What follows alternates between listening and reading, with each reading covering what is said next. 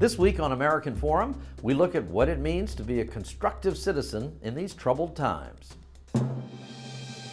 It's about history, policy, and impact. A new perspective on current affairs, bringing experience, insight, civility, and scholarship to the urgent issues of today. It's about our past, present, and future. Your host, Pulitzer Prize-winning author and journalist, Douglas Blackman. From the University of Virginia's Miller Center, this is American Forum. Welcome back to American Forum. I'm Doug Blackman. We spend a lot of time on this program talking about the importance of civil discourse and active citizenship. Amid all the partisan rancor in recent years, that has felt more important than ever, but often almost impossible to find, whether on cable news or on the floor of the Congress, or maybe most importantly at the family dinner table. Some believe the ascendancy to the White House of Donald Trump is proof that civic involvement is flourishing, either in how his campaign stirred engagement by supporters who hadn't been part of the process before, or now motivating millions of opponents to resist him. Others say the Trump presidency is causing many Americans to just flee away from any involvement in debate at all. No matter what, the issue of citizenship and our obligations as patriots has never been more prominent in American life. This week, we've invited a guest who spends his time thinking and writing about how citizens can best be engaged in democracy and encouraging Americans to act, to become players in the governance of our society. Over 2.5 million people have clicked on Eric Liu's TED Talks online. He was a speechwriter, policy advisor for President Clinton. He's also the founder and CEO of Citizen University and also executive director of the Aspen Institute's Citizenship and American Identity program. We'll learn more about all of that in a few minutes. His books include the bestsellers The Gardens of Democracy and The True Patriot. His newest book is titled You're More Powerful Than You Think, A Citizen's Guide to Making Change Happen.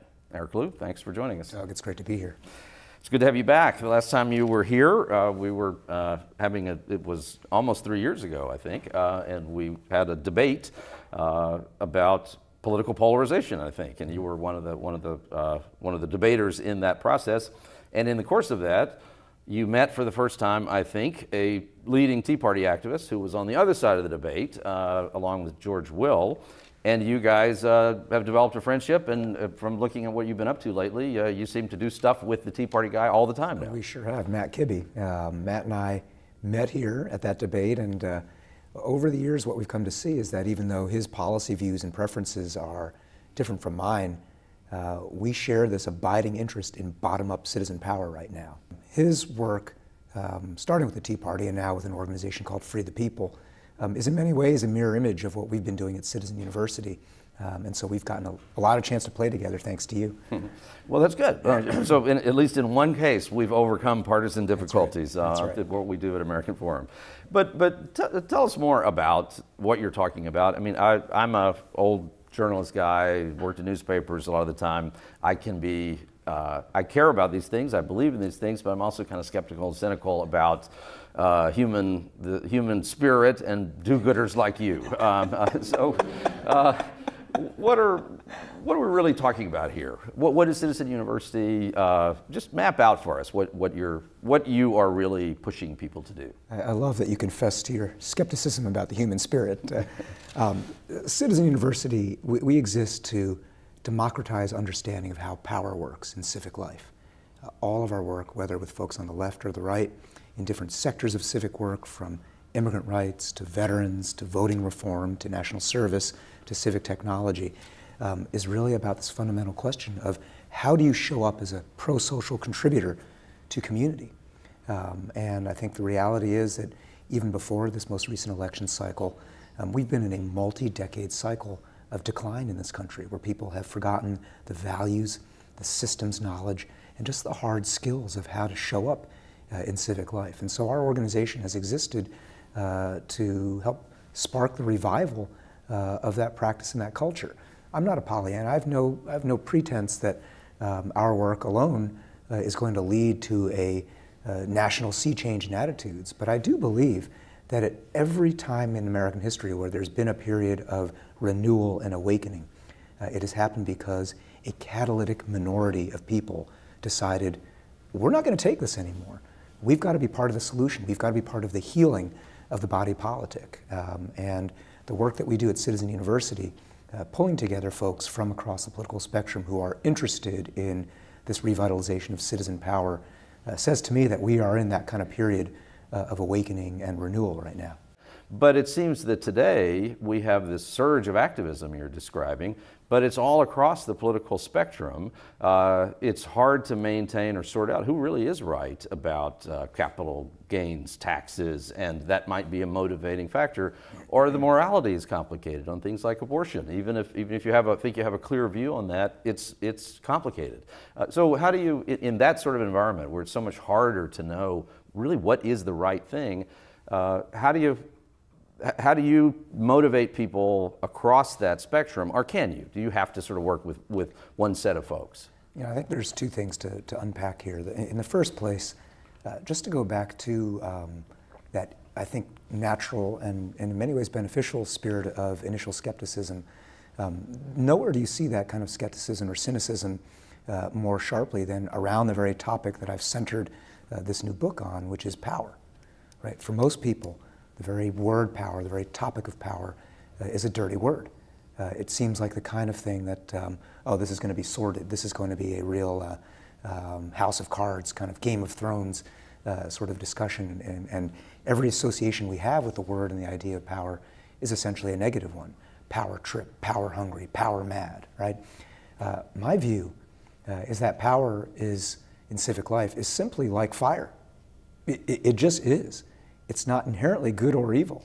And just as with fire, the mere fact that it can be put to evil uses does not absolve us of the responsibility of figuring out how to put it to good uses, right?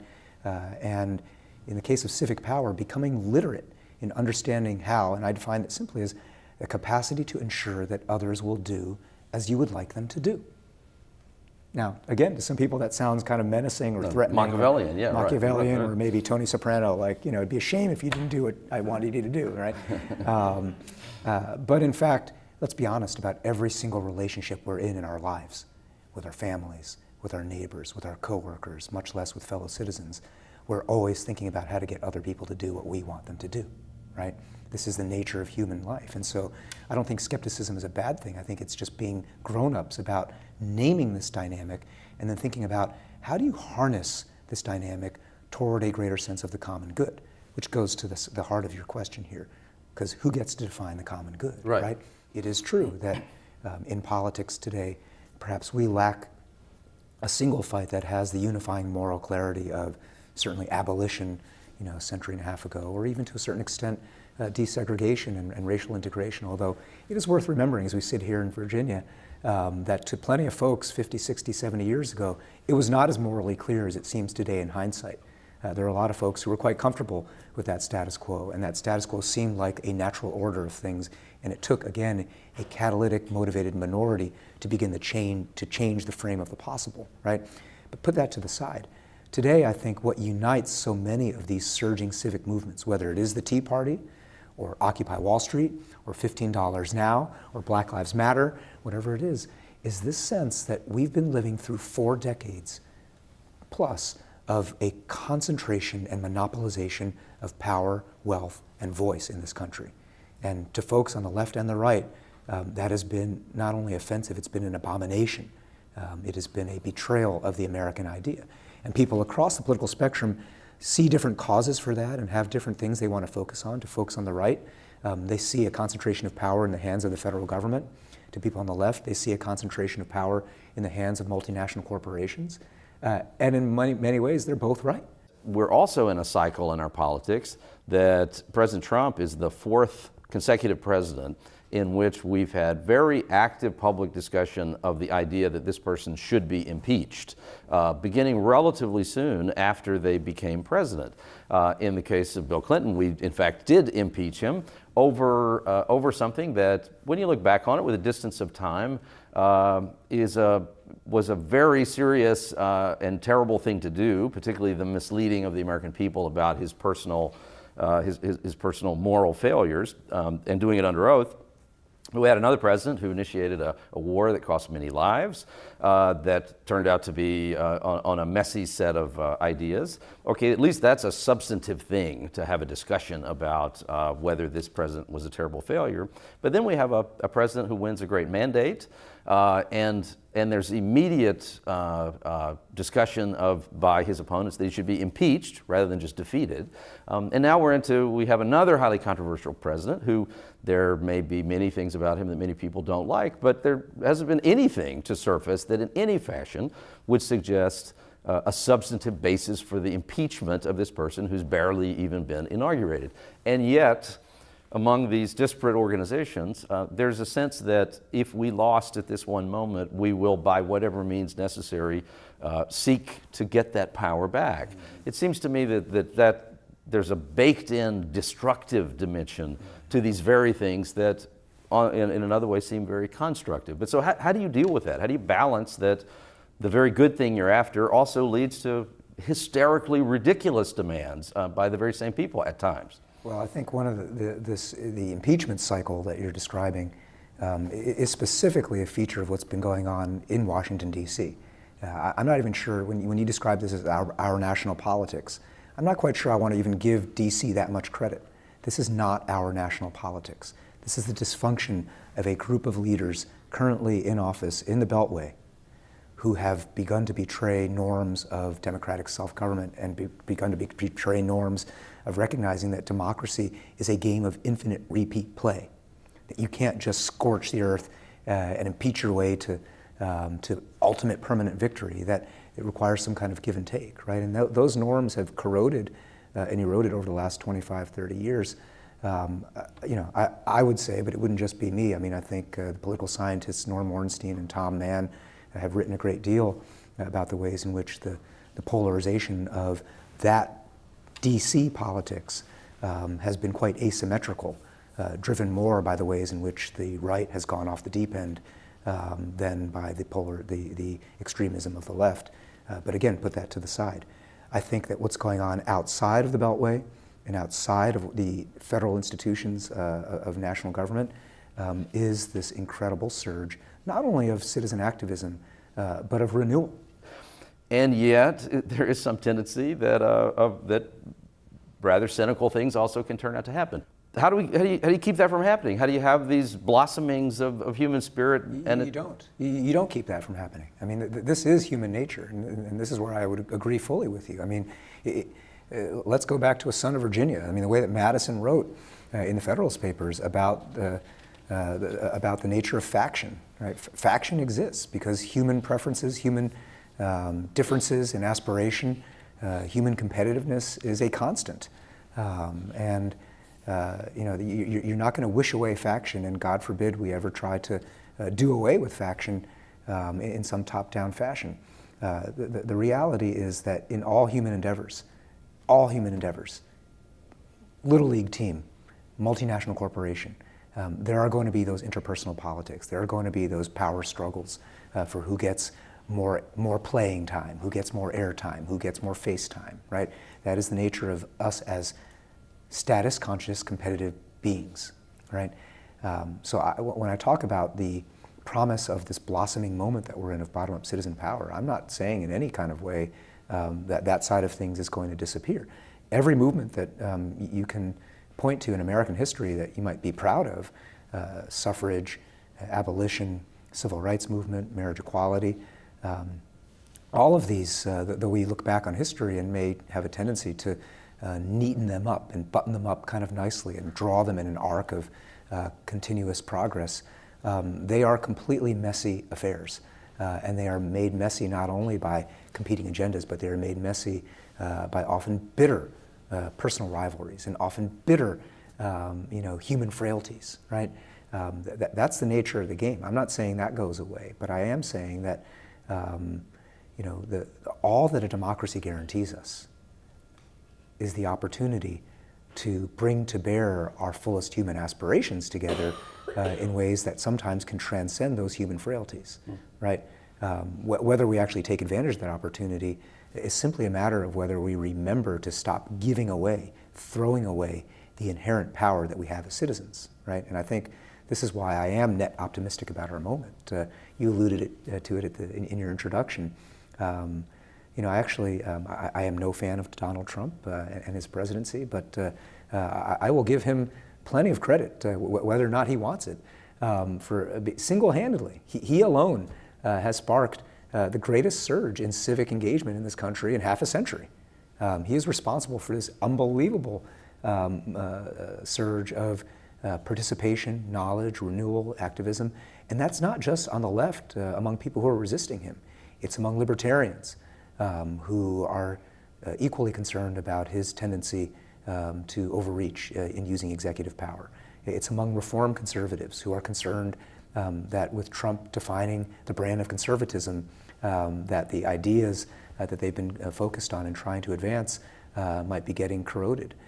It's among plenty of folks across the political spectrum, and indeed, as you said at the outset, it's among the folks who brought him to office. And the difference between what you're talking about and a particular political ideology is that you're not suggesting that there is a Garden of Eden, that there's some state of perfection and if we could just figure out what is the state of perfection and get to it, that everything would be taken care of and we'd have a static, perfect America. That place doesn't exist. We maybe can fantasize about it, but we can't get to that. But that instead, there is this endless struggle of these various forces. The key is constructing some boundaries, perhaps, and a set of rules and expectations, the most basic of which is that I think that it's okay for the other guy to win sometimes, and you have to accept that you lost this game and come and be willing to play the game again another time, a game in a substantive way. And in a way, I mean, that is some of what you write about in the book, sort of a set of principles to how these things should happen, a set of things that Americans should know and understand. I think I absolutely agree that there is no Eden or utopia for us to be striving toward, and I'm quite cautious or even wary of anybody who starts promising utopia. I'm just belatedly in my career as a reader reading Edmund Wilson's book To the Finland Station, which is this doorstop of a history of the revolutionary idea that had its seed in the French Revolution and plays out all the way through the Russian Revolution and the rise of communism there. And it's essentially, if you have to boil down the 800 pages of that book, a great warning to humans about the dangers of a utopian revolutionary instinct, right? The thing that is great about the American revolutionary instinct is that our founders and framers were deeply, deeply grounded in a realistic notion of human nature, right?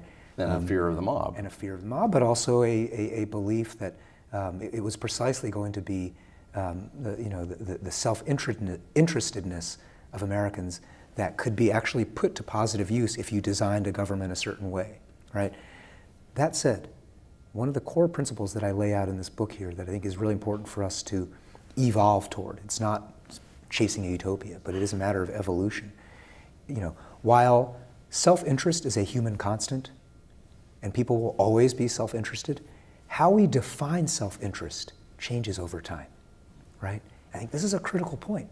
Several hundred years ago, people defined serfs defined their self-interest only in terms of what would make their noblemen happy or good, right? And the Enlightenment changed that, right? People before the Enlightenment also defined self-interest in terms that were ecclesiastical. But the Enlightenment, the Renaissance, and that period of time shifted people's notions of self-interest into something closer to what we have today, right? And I think we're living through this time right now where we begin to realize it is unavoidable as a matter of science to see the ways in which our fates are so bound together and woven together, right? You think about climate change, you think about obesity, you think about opioid use, you think about any social phenomenon or physical phenomenon in the world, and you realize we are embedded in a network, in a complex adaptive system in which it truly can be said now that there's no such thing as someone else's problem. You put your head in the sand for a while, but eventually that other person's problem is going to infect you. It is going to hit a node that is close to you, and that node is going to spread a contagion to you. anybody who watches this program with any regularity has heard me make reference to my cousin Ricky on Blackman Road in DeSoto Parish, Louisiana. And Ricky's a real person, and I love him very much. And I don't know if he's ever seen the show, but I descend from these folks on all sides. I descend from people who have very simple lives, deep, profound poverty, and so I come from these folks. And it is true that the Trump campaign, that there were people who had never shown any kind of activism, completely disengaged with civic life, as far as I know, very engaged in church life, but completely disengaged from this kind of civic life, became a part of the phenomenon. And my cousin Ricky, the loudest of them. And on the one hand, we disagreed about some things, not so much about Trump himself, but things related to all that. And some of it was hard. Some of these really, as you described, complicated conversations. But one thing I became very aware of was that part of what they were reacting to was a generation of popular culture and public affairs commentary and people who look a lot like I look now, essentially saying there's something wrong with you. And a big part of what bubbled up was that Donald Trump that candidacy did allow that constituency of people to express that they were tired of all that.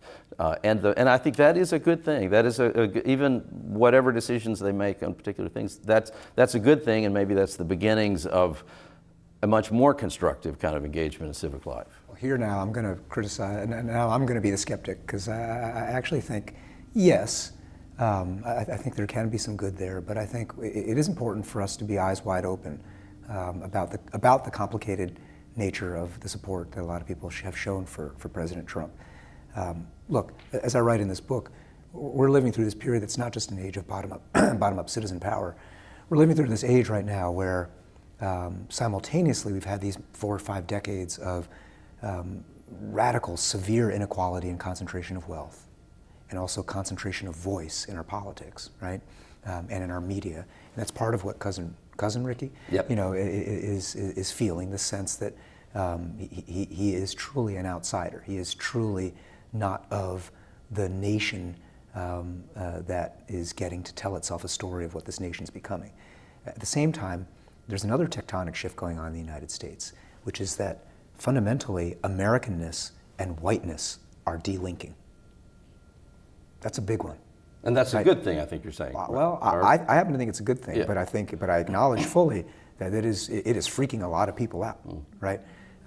We are within sight of the year 2040 when demographers tell us that we will become a majority people of color country, right? I guarantee you in the year 2040, the people who run universities, who run the media, who run the Fortune 500, who run Hollywood, will not be majority people of color, right? The power structure in this country will still lag that demographic shift, and yet, for plenty of folks like cousin Ricky, all they're seeing is the ways in which all around them this message of America's diversifying, America's changing, and whatever dignity and worth that you might have even unconsciously put into the fact that whatever else I've got, or whatever else I don't have, I've got whiteness. That the value of that is declining is a thing that is freaking plenty of people out, right? And I think we have to, so what do we do with that? I think part of what it means to be a powerful, engaged citizen right now, and I keep using the phrase grown up, to be a grown up citizen is to name that and to face that, right? To name it and just be really plain and clear about this is a reality, and let's talk about what you're scared of. Let's talk about what you as a white person are scared of. Let's talk about what me as a non-white person am scared of. Let's talk about the ways in which all of these anxieties, when they go unspoken, feed a lot of pathologies in our politics, right? But if we can begin to name them, doesn't mean they're going to be cured, but we can actually at least create a different foundation on which to understand each other. And we can begin to recognize that, look, if Americanness is not going to be centered on a default setting of whiteness or white maleness, and that essentially was a big part of the Trump promise, right? That we, to make America great again is very much about kind of a restoration of a time and an identity and a self-story in which whiteness was at the center.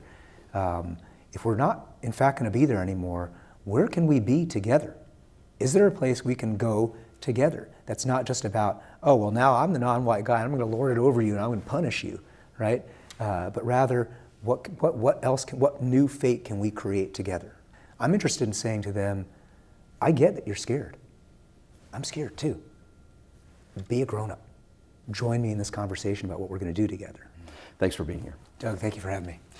We encourage you to think about and act on the ideas discussed here today, however you see them fitting your life, wherever you are in America, whether that's in DeSoto Parish, Louisiana, or Jackson Parish. The one thing that does truly make America great is an informed and active citizenry, no matter what side of the political fence you stand on.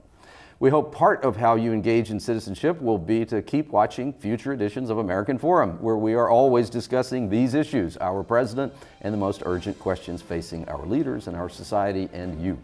You can watch us on your local PBS affiliate, or to jump into our ongoing dialogue, look for the Miller Center Facebook page, visit our new revamped website at millercenter.org, or follow us on Twitter. My handle is @DouglasBlackman. Eric Liu is @EricPLiu, just like you can see on the screen. See you next week. Pretty good. Thank you.